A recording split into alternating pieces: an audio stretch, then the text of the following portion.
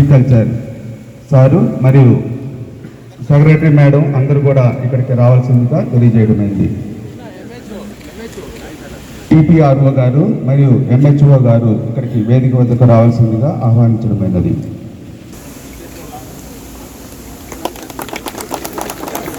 Flag salute.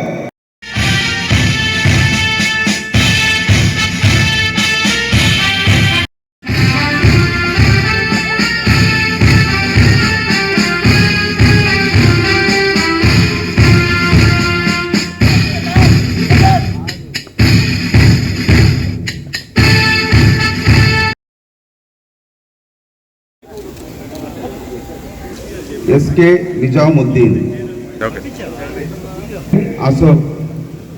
British వారి చేతుల్లో బానిసత్వాన్ని తొలగిస్తూ బ్రిటిష్ వారి పైన ఎన్నో ఉద్యమాలను తీసుకొచ్చినటువంటి ఎందరో మహనీయులు వీరమరణం పొందిన తర్వాత మన అందరికీ కూడా స్వేచ్ఛ, స్వతంత్రంగా జీవించే హక్కును కల్పించారు. అంతేకాకుండా నేటి వాళ్ళలే రేపటి పౌరులు కాబట్టి వాళ్ళందరికీ కూడా చరిత్రను ఎందరో మహనీయుల గురించి తెలియచేయాల్సినటువంటి బాధ్యత మనందరి మీద ఉంది.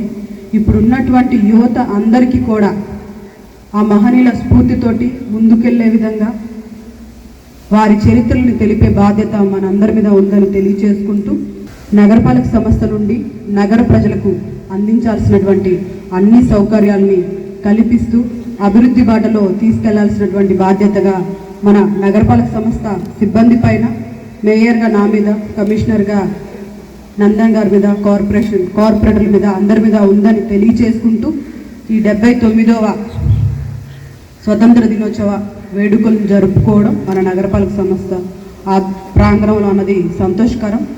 47 ఆగస్టు 14 మిడ్నైట్ భారతదేశానికి బ్రిటిషు సామ్రాజ్యవాదం నుండి విముక్తి కలిగి ఆగస్టు 15, 1947 నుండి భారతదేశం ఒక స్వతంత్ర ప్రతిపత్తి సంస్థగా అవతరించింది. అయితే ఈ స్వాతంత్రం వెనుక ఎంతోమంది మహనీయుల త్యాగాలు, ఎంతోమంది బలిదానాలు ఉన్నాయి. అందులో ముఖ్యంగా చెప్పుకున్నట్లయితే భగత్ సింగ్, రాజ్గురు, సుఖదేవ్, ఆజాద్ ఇలా చెప్పుకుంటూ పోతే కొన్ని వందల వేల మంది ఉన్నారు. ఎంతోమంది వీర వనితలు వారి జీవితాలను పణంగా పెట్టి స్వాతంత్రోద్యమంలో పార్టిసిపేట్ చేశారు. మన కోసం, మీకోసం మీరు చేసిన ఉద్యోగంలో కూడా మనము స్వార్థంగా ఉంటున్నాం.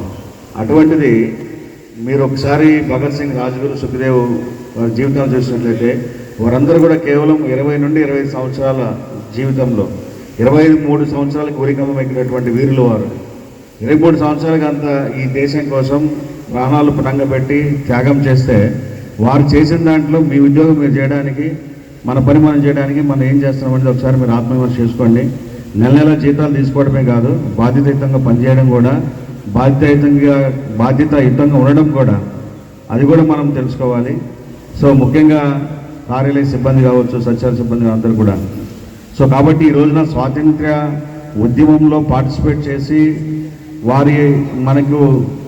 వారి యొక్క జీవితాలను పణంగా పెట్టినటువంటి వీరులకు, మహనీయులకు మనం ఇచ్చేటువంటి సేవానిరతి లేదా మనం ఇచ్చేటువంటి సంతృప్తి ఏంటంటే మన ఉద్యోగ ధర్మాన్ని నిర్వర్తించడమే తప్ప మరొకటి కాదని మరొకసారి మీ అందరికీ స్పష్టం చేస్తూ